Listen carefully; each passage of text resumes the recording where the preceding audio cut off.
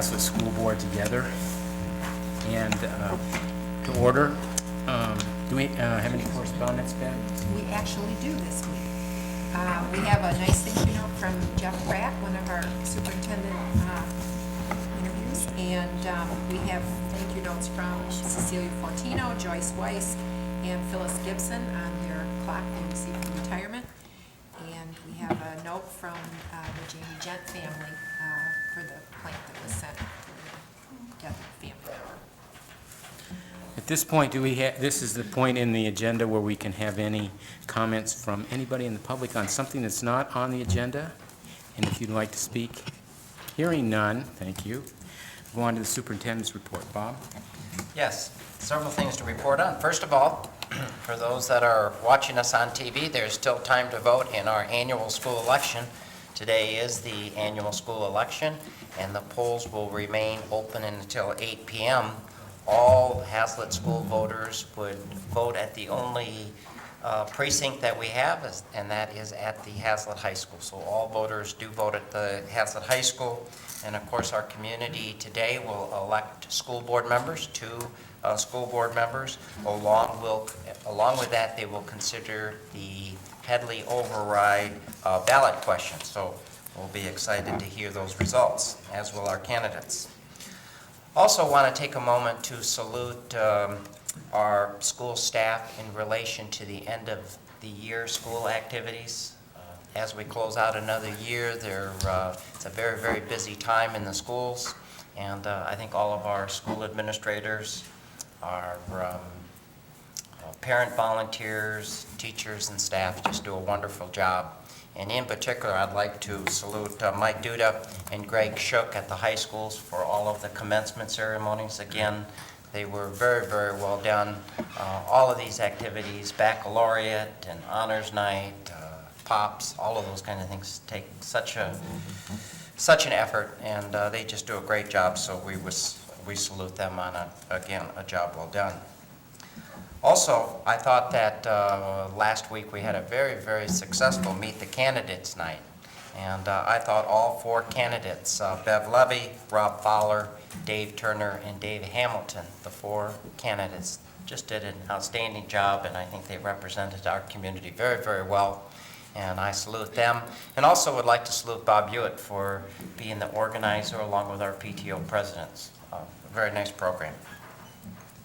And then this evening, I have the special privilege to introduce to the Board of Education, along with the community, we'd like to introduce our new finance director, Mr. Steve Cook, who will assume his responsibilities on July 1. As you know, he's replacing our very able finance director, David Martell, who has done just an outstanding job for 10 years. But we had some outstanding candidates, and we elected to hire Mr. Steve Cook, who has been employed with the Lansing School District for 12 years. And so, Steve, if you could step up to the podium, I'd like to afford you an opportunity just to say hi. Hi. Good evening. I just take a moment, but I'm very excited about the being here at Hazlet, both for my professional career and for my family. I have 3 elementary age children that will be starting in the fall, so I'm very excited. My wife and I are very excited for the opportunities that they're going to have here, and I'm just really excited about working with the team here at Hazlet, and looking forward to the new superintendent on board and doing whatever I can to keep the financial stability that Dave and Bob and all of you around the table have done for the district. So I'm just very excited to be here. So thank you very much. Well, welcome, Steve. It's our privilege to have you here. Let's give you a hand.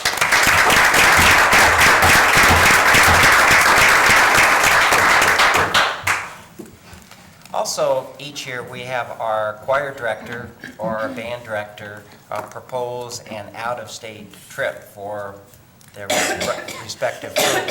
And this year, it's the band's turn, if you will, to plan an out-of-state trip. And I've asked, and I know this has become rather traditional, and I know the board is always very supportive, but I thought we would give Mr. Gott, our band director, just a couple minutes to talk about his recommendation to travel to St. Louis, Missouri this year.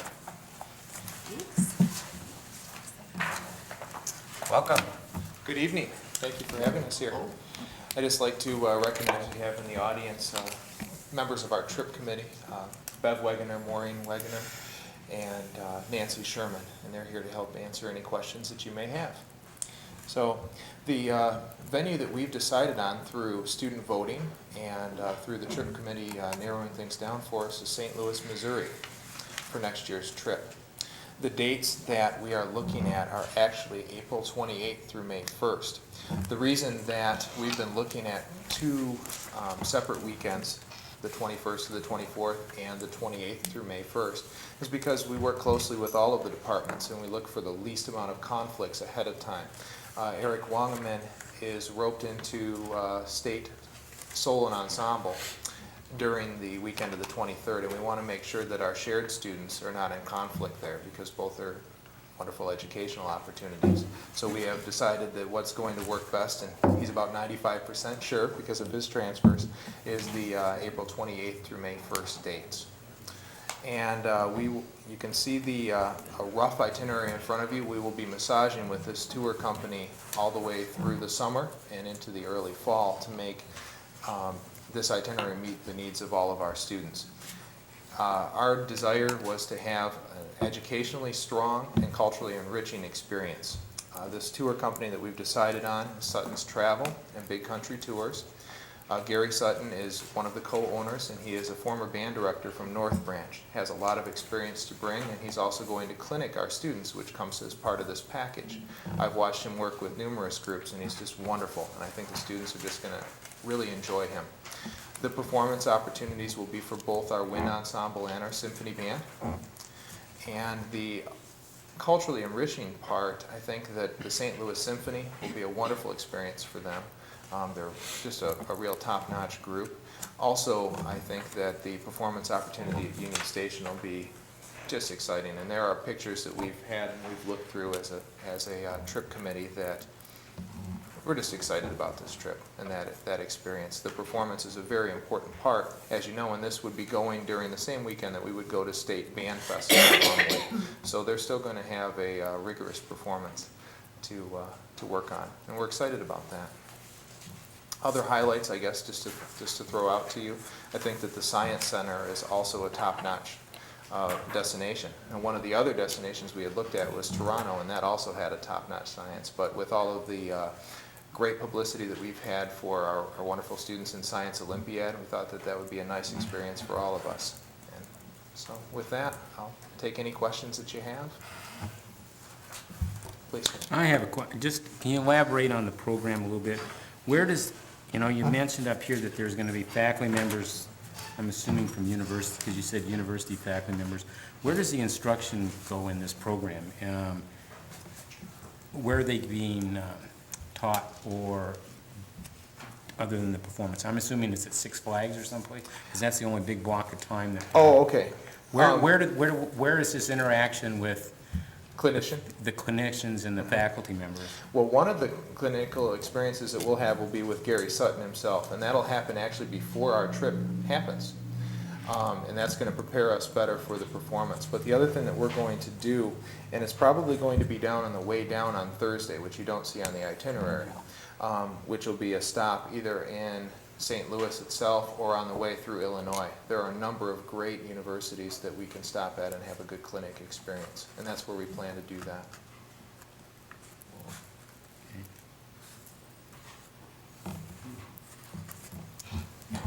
And there's no conflict with your athletes on the 28th through the 1st? There is no greater conflict than the weekend before. Well stated. So Just wondered. I've really enjoyed the experience here working with Jamie Gent too, and he's always been very flexible for us, and we've been able to work things out, and Mike has helped facilitate that too. So I'm confident that we can go through this experience and because of advanced planning and make things work well for our students. We do want, our aim is to have 100% of our band students go. One of the other pluses to this trip is that because it's shorter in transportation, it actually costs a little bit less. And I think that our families won't be as taxed and burdened to be able to participate too. The goal is to have a performance for both of our bands, and in order to have a team we don't have a bench to draw from, so we need everybody to go, and that's really important to us. So I'm sure we'll work well through that experience. Who are we performing for? We'll be performing for people that are actually in attendance at Union Station. My understanding is it's a very large venue. It's The mall, isn't it a mall? It's a mall area, but it's been transformed. It used to be a train station. Right. And my understanding is that where the steam engines used to be, they have sort of a ventilated area, but it's somewhat covered, is the area that we'll perform in. And he did send me pictures of other groups that had performed there, and it looked like there were quite a number of people that actually are in attendance there. And this is the only performance, I mean, the St. Louis Symphony Orchestra is, you're attending that, I assume? Correct. Is that right? Correct, yeah. So our musical experience, we would have either a clinic or a performance on each day, other than the last. You know, it's nice to have that time to wind down before the bus ride, so that's our expectation there. Okay. And provisions have been made for any students that aren't able to have the funds available? for The same protocol that's been family used in crowd. years past is what we'll be following, absolutely.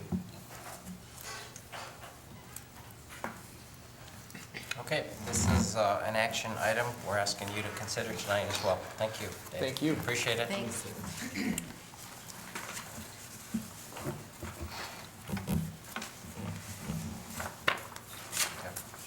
And thank you, Bev and Nancy, for your support.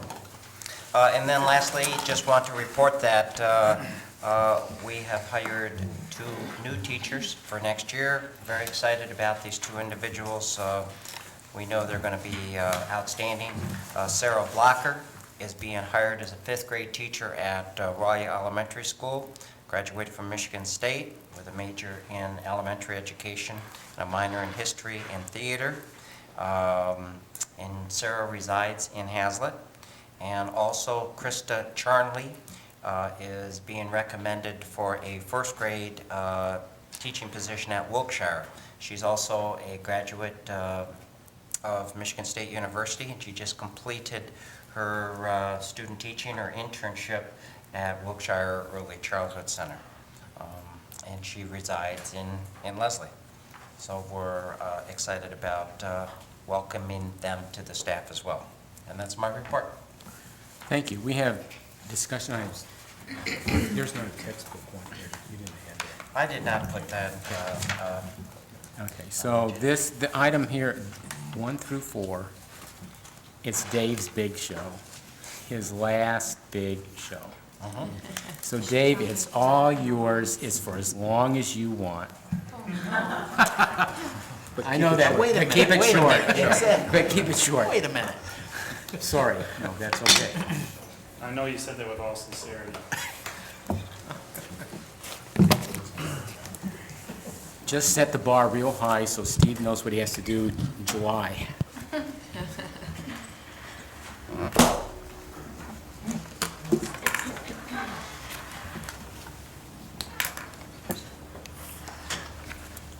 Well, tonight, we've got a few things to cover. First of all, we have our final budget update for our current year. Then we have the public hearing for our budget for next year, which there are some legal obligations we have to cover in that, and we also need to open it up to anyone from the community who would like to talk about or give us suggestions about the budget. And then after that, we'll go through our proposed budget to you to at least round out the budget part of our presentation tonight. And I'll try not to go too slow here, but I wonder if my batteries are going here. Okay. The board approved the original budget back in June of 2003. We did do an update in November, and the changes we're presenting to you tonight are changes to that November 2003 budget update. Good news is the budget remains positive. We expect to have a $2.5 million fund balance at the end of the fiscal year. and that is based on a positive budget variance of about $410,000 that we are estimating based on past experience. So we have, in a summary mode, we have total revenues of just over 25 million. We have total expenditures of 24,900,000, leaving us with excess revenues of 166,000. We expect to have a favorable budget variance of about 410,000 as we discussed, giving us an estimated increase in our fund balance of 576,000. Just quickly, that's made up of a couple issues. One is we did sell some land last year, and you'll hear me talk about it later when we talk about the 04-05 budget, that we had about $280,000 that we were able to bring into the general fund during the year and basically save that for next year's budget, so to speak. Also, the reductions that we had estimated from the state back in November still was at about $120 a kid or a pupil. And as we finish the year, even though there's a question whether they'll increase the per pupil reduction or proration, we did have another 250,000 or so that kind of makes up that estimated increase in our fund balance. So we started this year with about a $1.9 million fund balance, and we expect to end the year at 2.5. Quickly go through our revenue changes. We just talked about the governor's state aid reduction. It was not as large as we originally budgeted. We did decrease the revenues for English as a second language. This is our adult education program in the district, and because the state has reduced that significantly, you'll see both that we reduce our state aid component, we increase the cost to students by charging additional tuition and child care fees, and also you'll notice that we did reduce expenses as well. Hingham ISD gives us special education funding throughout the year from what we call Act 18 dollars. That's the levy that the ISD puts on the county, and they share that money with us to help educate our special education children.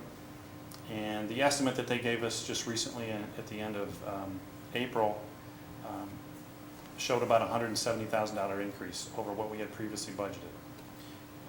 They don't expect us to get all of that next year, and so you'll notice next year we'll have a small decreases in next year's. To look at our revenues as a breakdown, we have local revenues of $2.8 million, state funding of about $19.3 million, federal funding of about $560,000, and then we have incoming transfers and other transactions of $2.2 million. In that number, it's the transfer from the ISD for the special ed we just talked about, and also the sale of the land also shows up as another transaction. So total revenues of just over 25 million. As you can see, the state of Michigan controls about 84% of our budget. That's through the foundation allowance that we get per student and any other categoricals that they have. And so as we continue to move along in future years, it's always one of the things we have to worry about is that the amount that the state controls is the major portion of our budget. Expenditure changes. We just talked about English as a second language. That's going to reduce about 101,000, and really we're reducing the second semester, and so you'll notice next year we'll talk about this again, because this is one semester going full bore, half, and the other semester at a reduced amount. Next year we'll have to account for that second semester of reduction. Also, as part of our negotiation process, we knew that even though we had said we had $1 million to spend on total compensation the first year of a 2-year contract, the way it was structured was that we didn't spend it all the first year, and so some of that money was set aside in a contingency fund. Those funds will not be spent this year, so we were basically taking them out and dropping them to our bottom line, which is part of the amount that we're adding to fund balance this year. those funds are necessary for next year to make the total compensation obligation we have.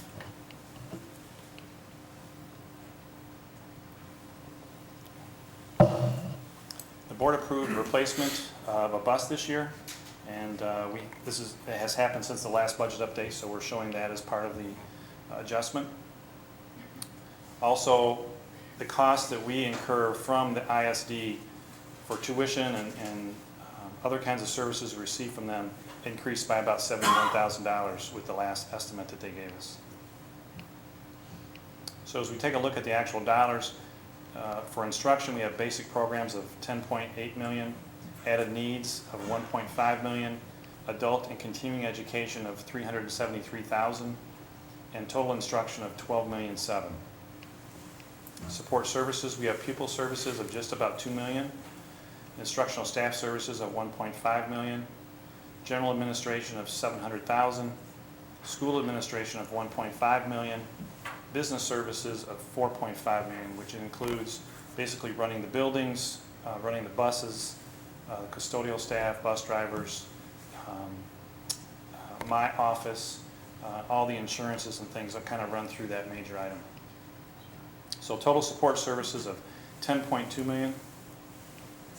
We have community services, which is basically made up of our Kids Connection program. We have an outgoing transfer to our special revenue funds of $890,000. We have an operating transfer out of $556,000. And so we have a total appropriated amount of $24.9 million. Again, here's a chart of our breakdown. The instruction is about 51%, and support services is about 41%. These are the codes and the way that the state has obligated us to record our expenses, although I can tell you that instruction cannot happen without the support services of heating and lighting the buildings and taking care of all those issues that go with that. So our fund balance, we do estimate at the end of this year will be $2.5 million. We've got a balanced budget, and we've got a favorable budget variance estimate of 1.65%. We expect our fund balance to increase from about $1.9 million up to $2.5 million. Quickly to go through our school services fund, we have local revenues of $750,000, state revenues of $19,000, federal revenues of $143,000, giving us total revenues of $915,000. Then the transfer in from the general fund makes up the total appropriation for the school services fund. On the expenditure side, food service makes up $868,000 of that, and athletics makes up $603,000 of that.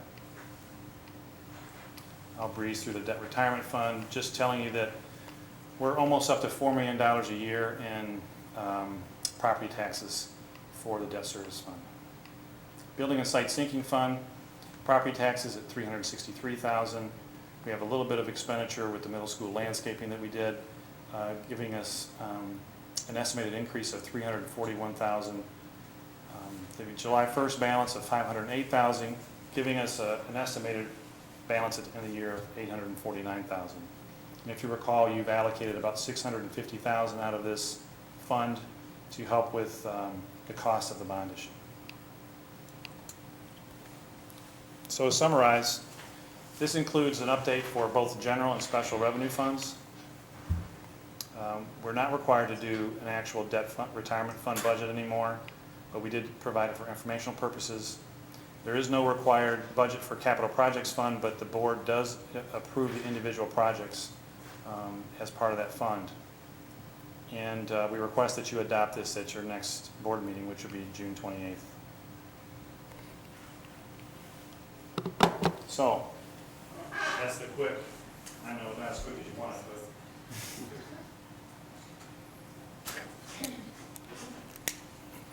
That quickly gets us through the this year's, and I guess at this point I'd be happy to take any questions, or you could also hold them to the end if you'd like before we move on.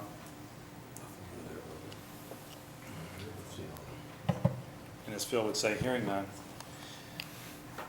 we'll go on. This is the board's official Budget hearing for the 2004-2005 fiscal year. The things that we need to talk about at this, at a minimum, is the property taxes that we'll be levying by the Hazlet Board of Education for next year. We have our general fund operating mills. We do have a ballot question out there right now, and hopefully that'll be successful. But what this budget hearing will do is assume that that will be successful. If it's not successful, we've at least taken care of the requirements. But this way, if it is successful, we've covered the increase that might be there. But for homestead and qualified agricultural properties, which is everybody's homes basically, unless it's your second home, there is no general fund operating mills charged to those properties. Non-homestead property and non-qualified agricultural property, which would be second homes and businesses, does have 18 mills as part of Proposal A that are charged. Debt retirement, we levy 8.33 mills on all properties, and for the capital projects fund, the building and site sinking fund, it's 0.85 mills for all properties. But then this is also the time, if there's anybody in the audience who would like to address the board to talk about the 2004-2005 budget and give your input into that, this would be this time to do it.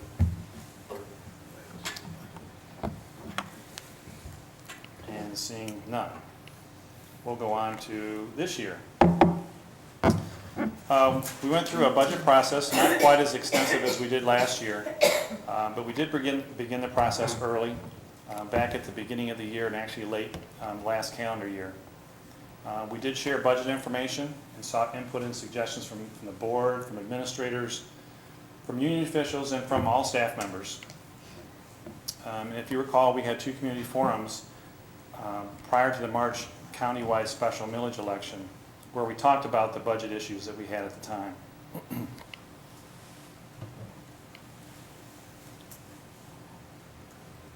After the unsuccessful millage, we did go back and formulate a budget reduction plan to ensure that we'd have a balanced budget this year. We went through that plan with administrators, board members, union officials, but because of a couple things that helped us, it wasn't quite as extensive of a problem as we had in the prior year. We didn't go further with that budget process. But we do thank all the board members, staff, community members for their input through this process. We're presenting a balanced budget tonight, and with the caveat that it's after our assumed positive budget variance. We're expecting a $2.5 million fund balance that we estimated, you just heard me estimate for this current year. We're expecting that to stay the same for next year. Things that you'll hear me talk about later, the things that are still open and are big assumptions within the budget are actual student account, which you won't know until the fall, and actual state aid. The foundation allowance and categoricals have not quite been set yet. There's still a shortfall, and the legislature are currently working on that. Hopefully by the time we start in the fall, we'll know those items. At least the legislature will have passed a budget for us.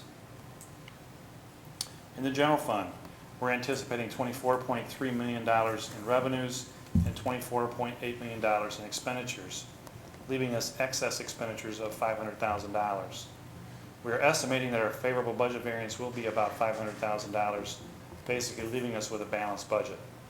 This is an estimated favorable budget variance of about 2%, which has been well within our average that we've had over the last series of years. So basically expecting to finish the fiscal year next year with about a $2.5 million fund balance. Some of the revenue changes that we see is we're anticipating and estimating about a 41 student drop in our student count in September, which equates to about a 37 student decrease in our blended count, which is about worth $250,000 or so of reduced revenues.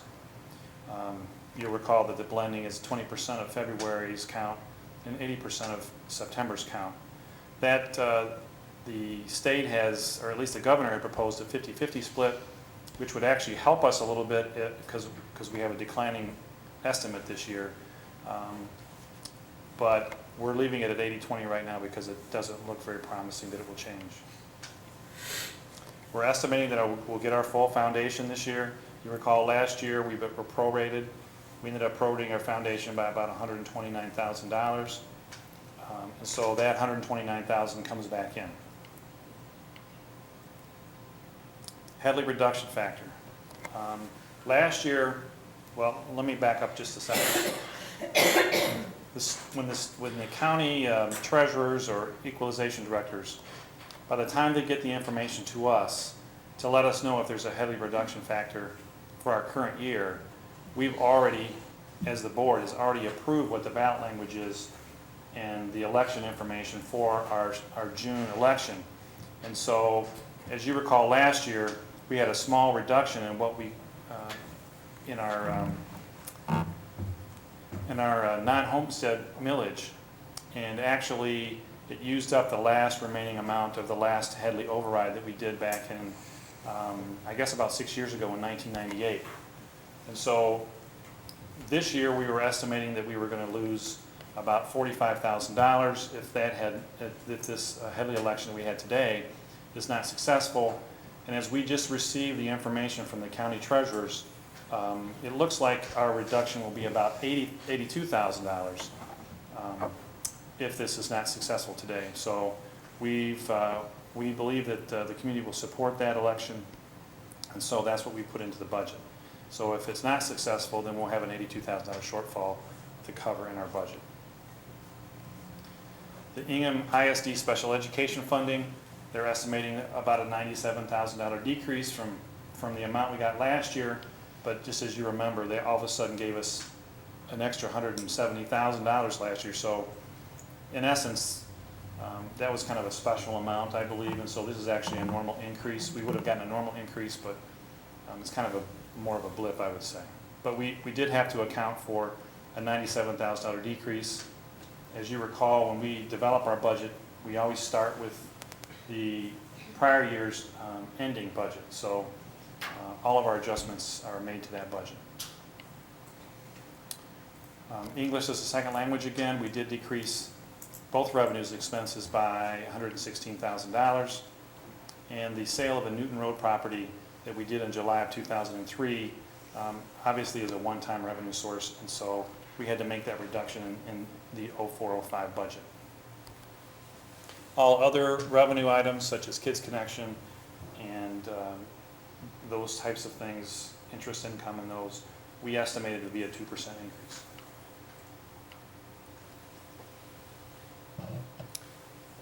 We had local revenues of $2.9 million then, state revenues of $19 million, federal revenues of $520,000, incoming transfers and other transactions of about $1.9 million, giving us total revenues of just over $24 million.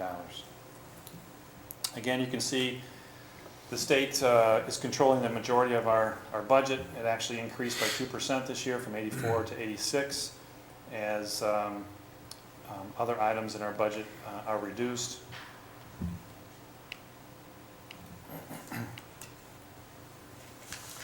As we look at expenditure changes, obviously total employee compensation is the largest portion of our budget. That's an 80% plus part of our budget. So obviously we spent a lot of time looking at that. We do have a second year of our 2-year contract that we are implementing, and so our salary scales were increased by 0.5%. We included our steps, our increments that we do for different staff who are in their beginning years. And one of the things that we were a little surprised at, although it seems to be a trend, and we'll talk more about it later, that our retirement rate increased to 14.87%. So for every dollar we spend on payroll, we have to pay the state almost 15% or 15 cents towards their retirement. That 1.88 rate increase from last year is about a 13%, from last year's rate of 2.99 is actually about a 14% increase in our cost, which is a significant number. Next year, the state has told us that the rate increase could be as high as 3.00, which would be over a 20% increase in our retirement costs. Health insurance costs increased by about between 14 and 15% this year. Staffing changes. We've had some staffing changes that we should discuss. We added a first grade teacher for class size purposes. We reduced a half FTE pre-primary impaired teacher, or early childhood developmental delay, I believe is the correct term now, and for both a teacher and a paraprofessional at Wilkshire. The student counts were just not high enough to cover 3 sections, so we're back down to 2 sections again. Reduced a 0.4 FTE at the middle school and a 1.0 FTE at the high school. We added a part-time aquatics director, and part of the savings from the high school teacher is the same person as the aquatics director, so that helps pay for part of that additional part-time aquatics director. We placed some money in there for a security paraprofessional or that type of person, as we've reduced the administrative staff at the high school a couple years ago, or I guess it was last year. And as we're opening a larger building with the pool corridor and things like that, we felt it important to at least identify that need to have more staff in the hallways and around the parking lots. We reduced a half FTE of high school custodian, and we are implementing an every other day high school classroom cleaning. As we are presented with the problem of having reduced our budget, also with the fact that at the high school we're expanding the square footage, that we felt it would be important to implement every other day cleaning to help with that workload in that building. And that will be something we'll monitor throughout the year, and hopefully we'll be successful.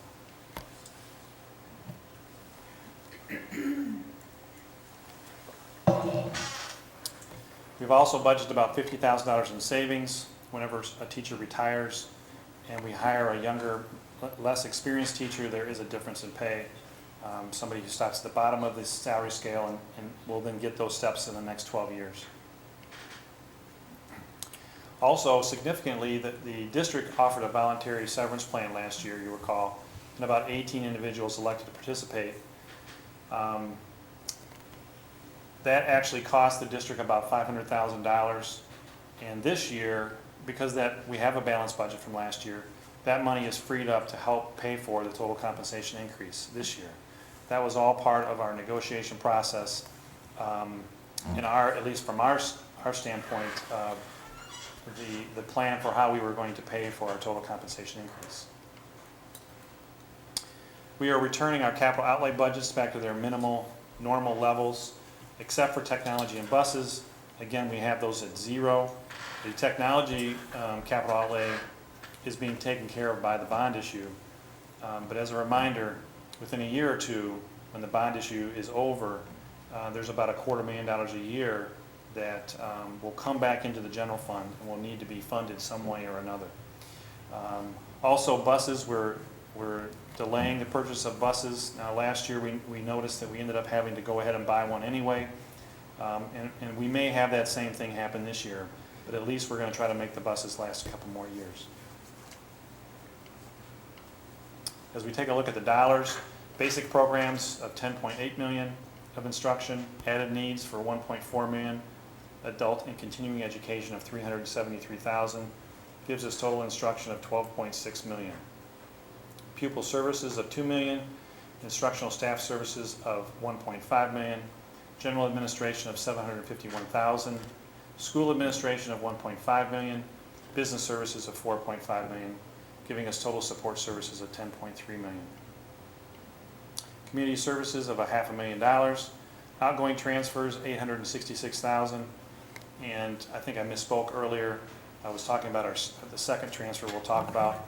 This transfer is for the tuition that we pay other school districts and the ISD for educating our special education kids that go to other places, and also pays for the itinerant staff that we employ through the ISD, where we share a physical therapy specialist with other districts, so that we don't have to have somebody on staff to meet the needs of a few kids. We can basically spread that among districts. So that's a cost-saving feature that we do through the ISD. Operating transfer out to the special revenue fund of $499,000 gives us our total appropriated amount of $24.8 million. Again, we talk about finishing the year with a fund balance at the end of June 2005 with $2.5 million. A slight increase in that fund balance that we're estimating for this year. And as a reminder, that does include a favorable budget variance of $500,000. As you can see, the fund balance is kind of leveled off there as we came from 2 years ago to last year to this year. That's up at about the 10% level, which I think is a good place to be for the district. We can absorb some things that are not too big so that we're not reacting right away to a reduction by the state or whatever that's partway through the year. It seems like we're always getting a reduction from the state towards the latter part of our fiscal year. And so that kind of a fund balance will help us absorb smaller amounts without having to react in a knee-jerk fashion. Some of the unknowns, as we talked about earlier, are state aid funding and our student count. I'd be remiss if I didn't talk about 05-06 concerns. State aid funding. If there is little or no foundation allowance increase for the 4th year in a row, then we will probably see significant budget challenges next year. While one of the things I'm positive about is that in 04-05, the state no longer has any one-time funds filling holes. So whatever increase we get this year in the total state aid fund will be used to hopefully give us increases in our foundation allowance. So I do plan to see some increase. I just don't know how much it'll be as the economy continues to recover in Michigan. Also, next year, while we don't see quite as big of a reduction in our student enrollment, we still see another year of a slight declining enrollment. So instead of additional funds that we might have for the budget, we probably will have some reductions necessary because of that. And to top all that off, we have employee negotiations that will be going on for 05-06. And some of the big things with that is the retirement rate that we talked about earlier and our health care costs. Those are, even though we gave the employees a 0.5% increase this year, our total compensation increase was much higher than that. Excuse me. And so, just a couple of charts here that will help you see this. This is a retirement rate increase. The purple portion here is the health care cost. That's on a cash basis, and you can see that is slowly but surely rising. That's as we get health insurance costs going up and also a larger number of employees retiring, this number will only grow higher and higher, especially as schools tend to be in a declining mode right now. Statewide pupil count numbers are in a decline, so we would expect teaching staff to also be a decline over long term. Then this number will just continue to get bigger. The orange portion is the normal pension cost. That's as an employee works a year, we put away a certain amount of money that they would have earned towards retirement for that. The lime green at the top is what they call the unfunded pension cost. The state basically makes an assumption that they're going to earn about 8% on all their funds they have sitting aside. And so on any given year, like last couple years, if we have really bad stock market performance, then what they do is they take that loss, so to speak, and they spread it over 5 years. It's called a smoothing effect. And what you see here is this year is we're getting more of those years of negativeness getting into the average.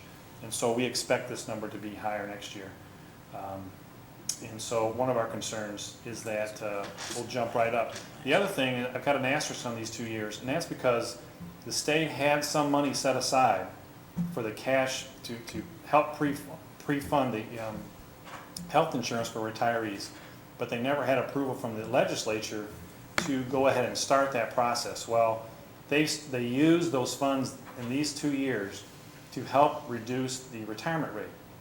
So for instance, instead of 12.99 in 0304, it was really supposed to be 14.32. And this year was probably supposed to be 3 percentage points higher. So those are concerns that I've got as we go forward. The other thing is our health insurance costs. As you can see over the last 4 years, or last 3 years, and what we project for next year, is that our healthcare costs are ever increasing. And so as we look to 05, 06, we can expect the stack to get a little bit higher. Really quickly, going through the school services fund, we have total revenues of $945,000 with a transfer from the general fund of about $500,000. On the expenditure side, food service is about $824,000, and athletics is $621,000.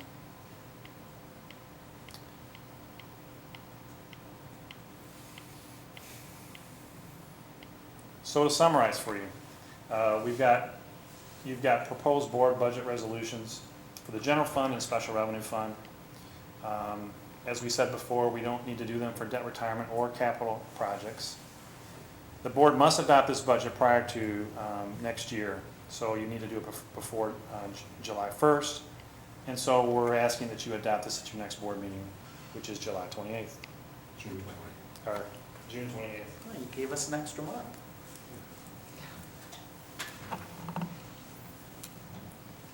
So,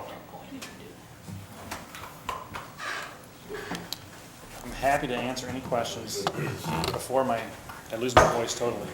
Dave, why don't you let Charlie? Are you gonna do insurance after we get through this? I'm sorry. Bob? You want to mention the finance committee went over? Oh, yes.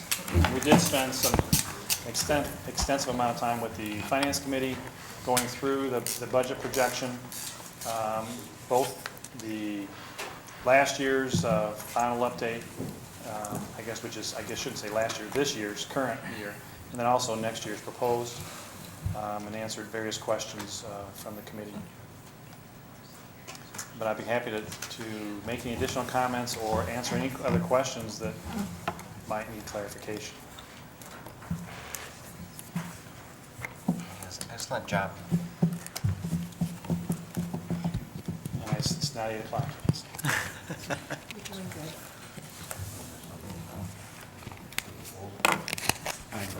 I have a comment, Mr. Chairman. I was just mentioning during your presentation, Dave, I sit on Budget and Finance to Mr. Regan. I really appreciate how much effort goes into preparing us for going through these, because when I see these numbers over and over again and think back to all the preparation that you've given us, that's certainly a great legacy that I'm sure Steve is taking note of, because it is immensely helpful in understanding this process and at least formulating a strategy and a mindset as we go forward. I really, really appreciate that.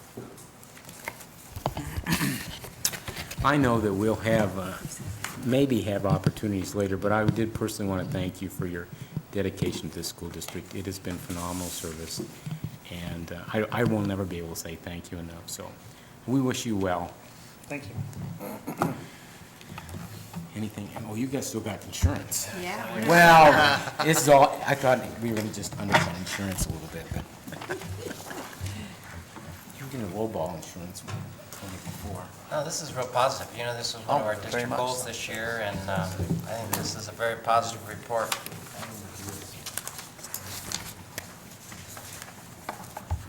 Yeah, so what's the board goal this year to review and bid our insurance for the district? And this is not employee health insurance, it's basically the property casualty, automobile and fleet, board legal liability, workers' compensation, that other side of the insurance process. And the last time we did this was quite a while ago. And so it was time again, and I think you would actually want to do it last year, and we didn't have enough time, so we made sure we did it this year. And the insurance market has somewhat changed since 9/11, and also with the way that investment income has come down, and so that you don't see as many normal insurance companies buying the business so they can take the money and put it in the stock market and make money on that as well. So it had changed a little bit. So we felt it was time to go ahead and look at it again, just to make sure we were getting a good value for the district's dollar.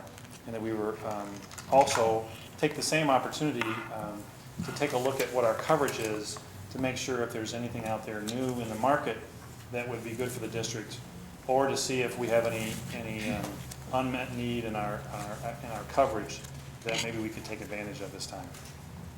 And so we did do that. We put it out for bid. There's 3 major markets right now for schools in the state for insurance, and we received bids from all 3 of those, so we felt good about that. Tonight, basically through that process, we engaged an insurance consultant or counselor. When it gets into reviewing policies and things like that, you do need an expert to help with that process and to put the bid specs together. And so we used a firm out of Grand Rapids, Crosby and Henry, and the consultant we used his name was John Carley, and he was very helpful through the process, and we felt comfortable with his expertise.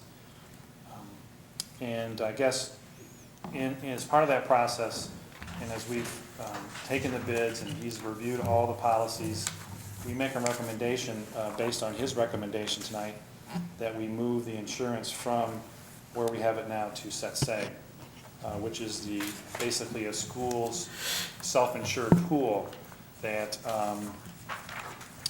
will allow us to have significantly less premiums as I look at the bids that we received. I guess with that, we'll be asking you to approve that recommendation, but one of the things that still has to be done we'll be doing some fine tuning with those policies.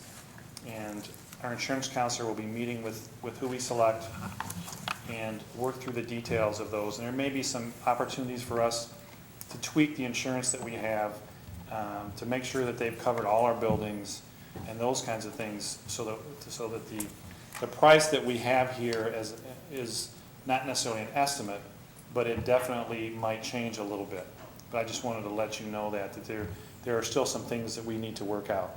For instance, one of the things that we'll be considering is whether or not we would like to get fleet replacement cost, which is simply for instance, if there was a fire at the bus lot with all the buses sitting next to each other and half of them were destroyed, a regular policy would give you the value of those buses. And if half of those were, only worth $10,000, you'd be having to come up with a lot of money to replace them. This policy sits on top of that policy and guarantees a replacement value. And so if we lost half our buses at once, this policy, in accordance with, in addition to the other one, would basically replace those buses for us. And so we wouldn't have to go and come up with additional funds ourselves. Does it only cover buses? No, all vehicles. All the vehicles? All the vehicles of the district.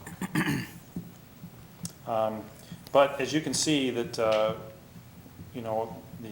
there was a spread in the bids, and it looks like from my calculations, as we look at all the different bids that we received for all those coverages we talked about, that it was about $122,000 for total insurance, including property casualty, fleet, umbrella, workers' compensation, all those package products. The budget we have in the presentation we just gave you is about $163,000. So we have about a $40,000 savings from what we've got budgeted right now. So I thought that was significant, and I was very pleased with what these came in at. David. We have worked with SETSEG in the past with our workers' compensation fund and insurance, and we've been very happy with the service we received from them and the support we received. So we expect nothing different if we go to SETSEG as our property casualty.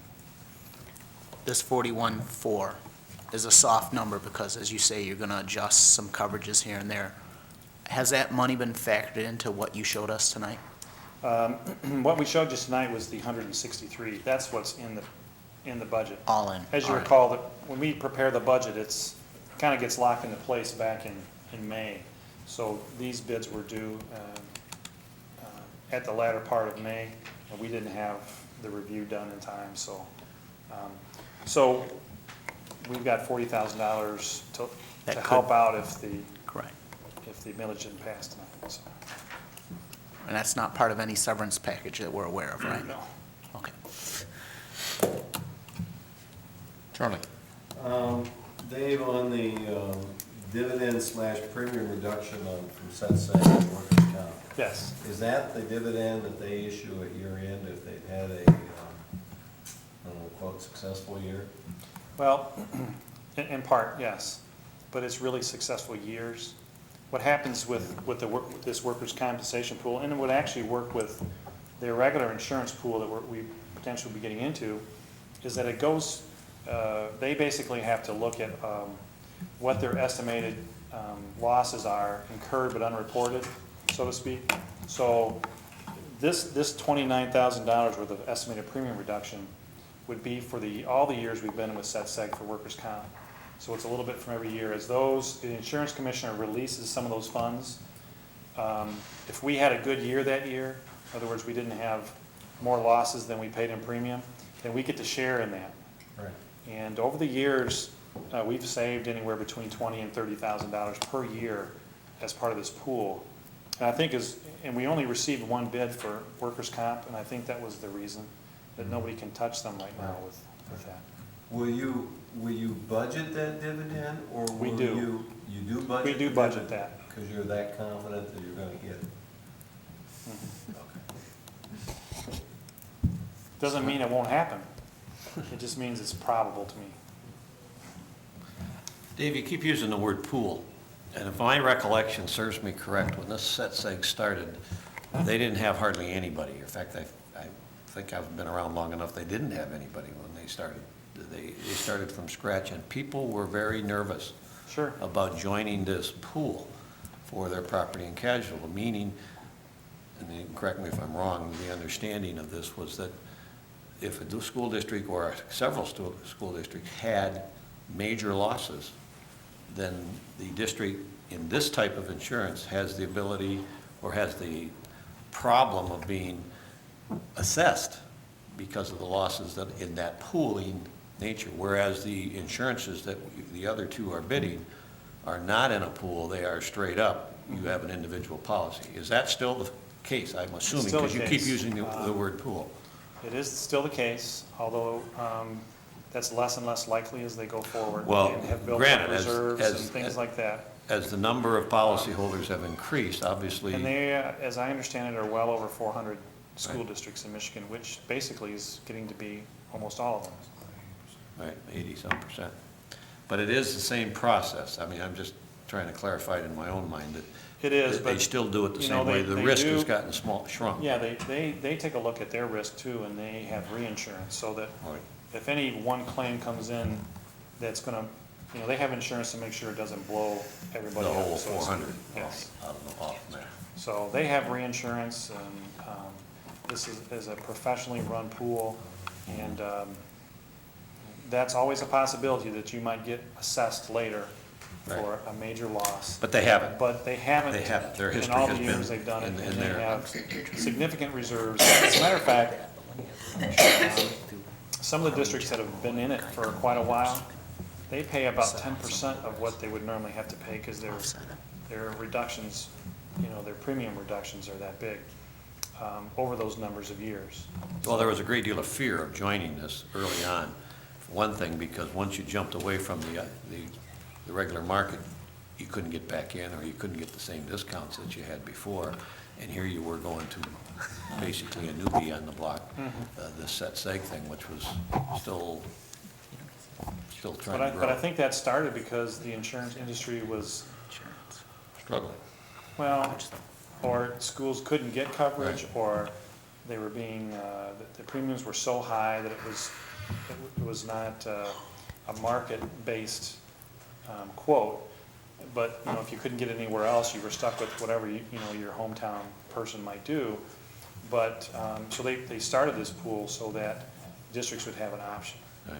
And in, you know, in times when, when the insurance companies are out there buying the insurance so they can get the money to invest in the stock market, they're much more competitive, and actually, I'm sure SETSEG's numbers dwindle to a certain extent, and then they go back up when the cycle reverses.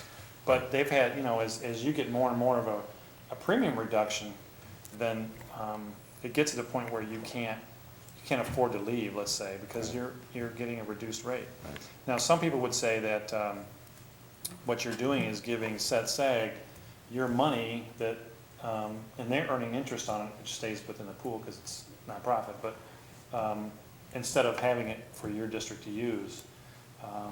But at least in this case, it's not only less, but eventually we should see some kinds of premium reductions if we stay with them for long enough. Right.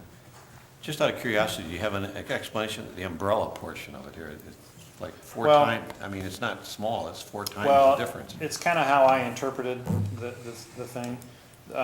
For instance, umbrella, there's a $5 million umbrella, and it goes over all the different categories, like your fleet policy, property casualty, board legal liability. That's what would normally you'd say is that the umbrella is going over everything. Right.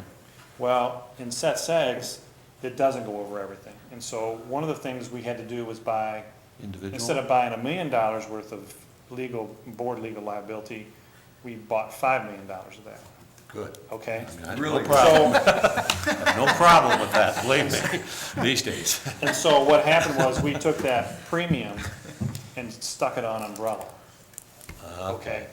And so, each of these companies So kind it's of just a do their different way they own market thing it? to a Different certain way they extent. market it? And with SETSEG, that's just how they allocated the costs. Okay. All right.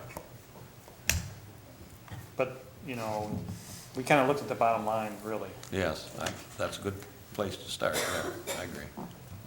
Okay. And I'll add that the insurance counselor, who normally represents Indiana Insurance, which is a purchase kind of policy, Right. as opposed to a pool, he recommended SETSEG both on the policy the policies that they gave us, and also for the cost. So sometimes you get somebody's got better coverage, but a higher cost. In this case, it was both cost and coverage that he recommended, so. Yeah, 40,000. A lot to play with. Thank you. Thanks. Any other comments on that? We'll take it. Again, thank you. You're welcome. Okay, we have some board reports. I want to take a moment and update the community on what the board's been doing with regard to the superintendent search. Since we reported last week, we selected the candidates that we interviewed in the first round, and we had 8. These candidates all had skills and competencies and were highly qualified to be superintendent. What we looked for was fit, and while they were highly qualified, several of them just didn't fit with Hazlet. And they're going to make good superintendents. In fact, we already know a couple of them already have offers from other districts, so they were obviously in multiple searches. We ended up with 3 candidates that we thought were highly qualified, and we're excited about the opportunity to continue the search tomorrow night. It wasn't our intention when we designed this to have all Hazlet-related folk being in this final pool, but if you had a chance to review the interviews over the weekend on the cable, you would see why immediately. They did by far the best job and had the best insight on what this district's all about and what we want to be. So, tomorrow you can tune in at 7 o'clock on Channel 25 because the interviews will be live. The interviews are scheduled to begin at 7, and they're scheduled for 7:30 and 8, but the time's open-ended. The board will continue in question and discussion with each candidate as long as it's necessary. So unfortunately, those who come after the first one, it's going to kind of be like your visit to your local doctor's office. Your scheduled appointment may be 7:30, but no guarantees. And then after that, the interviews are over. We will not televise the board discussion. But if you want to observe it, it is public, and it will be held in the boardroom, but it will just not be aired live on television. And it's our best and most heartfelt desire that we will emerge from whatever discussion tomorrow night with a proposal to enter into negotiations with someone for superintendent. So that's where we're at. And we're gonna be glad to get through June. With that, before I leave to go, because as you've heard from finance, Mike has taken responsibility for the other actions, since that's related to superintendents, on the workshop for future superintendent evaluation, has some information, needs to fill us in on that. And if this doesn't work, we'll have to go find another option. We had the discussion that we would want to have a workshop to develop an evaluation procedure for the new superintendent, whoever that may be. I've been in contact with Steve Kagan. I gave you just a little handout before the meeting in terms of what dates he has available in July, and it's those 2 weekends. We're looking at a half-day workshop, about 4 to 5 hours on any of those days. I've already, some people have already said that, it's not going to work for them. I guess I'd like to take a little bit of time to have a discussion in terms of what we want to do and how we want to pursue this. There's several different ways we can do this. The original intent was for all of us to join together and to jointly develop this evaluation procedure. I guess maybe the discussion is that what we still want to do? And if it is, how can we make that happen? Beth? How many hours are we talking about for a half-day session? 4. 4 hours. Because I think in the summer, weekends are a real problem. I guess my question along that line is, these are the dates that are available in July. Why are we rushing to judgment here, since we won't have a superintendent evaluation to do within the next 10 to 12 months? To me, No, I want to do it before that. well, but we have plenty, we're not going to be doing a superintendent evaluation in August. So we're having a workshop well in advance of the actual evaluation if we do it this soon. So I don't see why, with Bev's comment being taken into consideration, although I'm not sitting here saying push this way on the back burner, but I would say I don't see any problem with scheduling it after school starts, when things are hopefully a little quieted down and the superintendent's been on the job for a few months and the finance director's been on the job for a few months, and we will then be able to maybe ask better questions at a superintendent evaluation workshop. I guess I don't understand. I hear this, but I'm in no hurry to do this. And personally, I don't see anything wrong with September, October, November to do this exactly the same thing. Just let me respond to that. I think in all fairness, the intent of doing it as soon as possible was so that the new superintendent, whoever that person may be, would understand what the criteria was that they were going to be evaluated under. If this is a goal-oriented type evaluation, if that's what we turn out to have, it would be best for that individual to know exactly how they're going to be evaluated. If they wait for 2 or 3 months and they're on the job, that's still something that's hanging over their head. Can we do it at a later date? Sure, we can do it at a later date. The intent of doing it early was to make it clear to the new person, whoever it may be, exactly what they were going to be evaluated on and why and how as they came on board. Another point that I didn't mention that I had thought about, and it came to me as Scott was talking, that we're also going to have at least one new board member, and to have a workshop in July for someone that has just come on board, July 1, maybe sometime early fall, we'd still be, within a time frame for a new superintendent to be able to lay down expectations if that's what we end up developing. But a new board member would then have time to at least get slightly acclimated. I know it looks easy, but it is a little more complicated than that.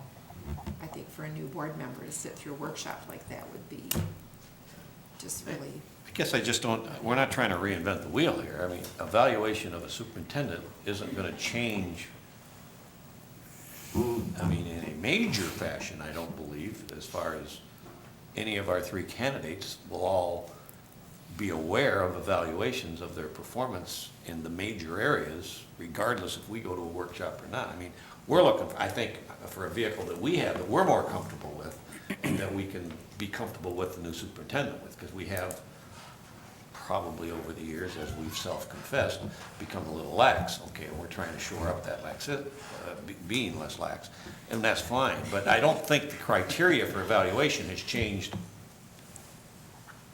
you know, greatly. Or like I say, we're not reinventing the wheel here. So again, and I take Bev's comment to heart as well. The new board member is gonna have enough trouble remembering our names if we take our name tags off, let alone participating quality-wise at a workshop evaluation. So, anyway. Michael, it was my understanding, this is exactly the charge that we ask you to go to the Yeah. consultants and Yeah, and you've done a talk good to. job. And it sounds like the timing is more of an obstacle than the methodology and the planning behind it.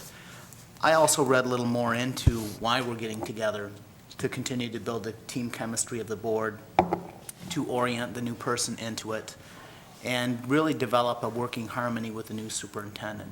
So I don't see this as clear-cut or as straightforward as, all right, here's your evaluation form, and these are the checklists we're going to do. So you've done exactly what we've asked you to do. It appears that there's some conflicts in trying to establish this in July. We still need to hear from other members to see how they feel about July.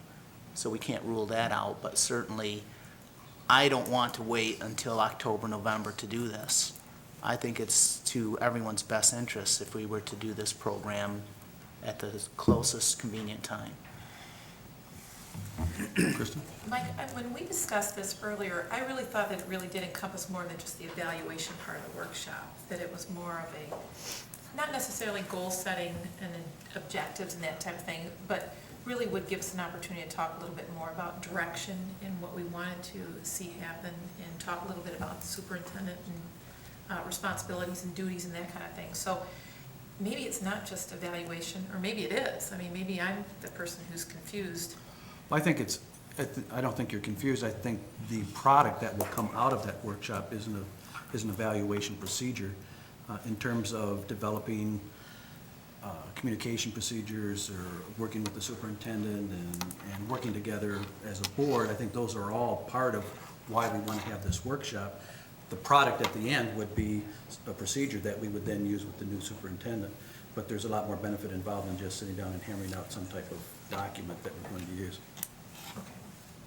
I'm clear then, thank you. You are confused. That was my Just throwing out a suggestion that in July, you just have one board meeting scheduled. Right.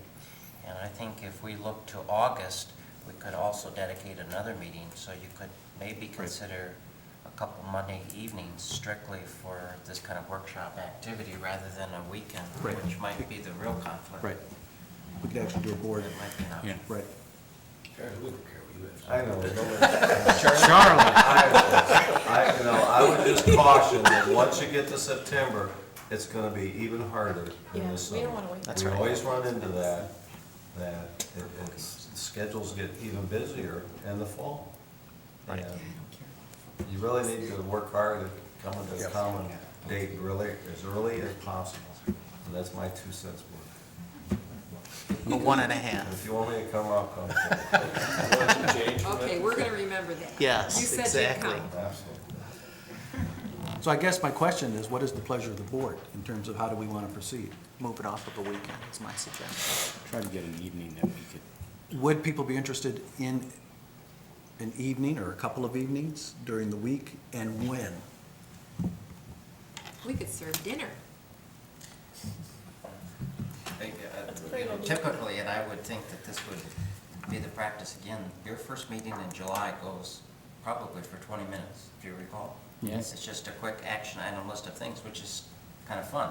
Right. But you really could dedicate that particular meeting for a workshop of 3 hours. And I think that could Excuse work. myself. After the 15 minutes. I think that's But a, I won't be at that meeting. I wonder why you suggested that. But that's okay, do whatever, you know. I would prefer an evening. I think we can get this done if we start at 6 o'clock. You could be done by 10, and although it hasn't happened while I've been here, I understand his past history. You've had board meetings up till 10 o'clock before. Oh, Later than that. later than that, very, Close at midnight, I didn't make it.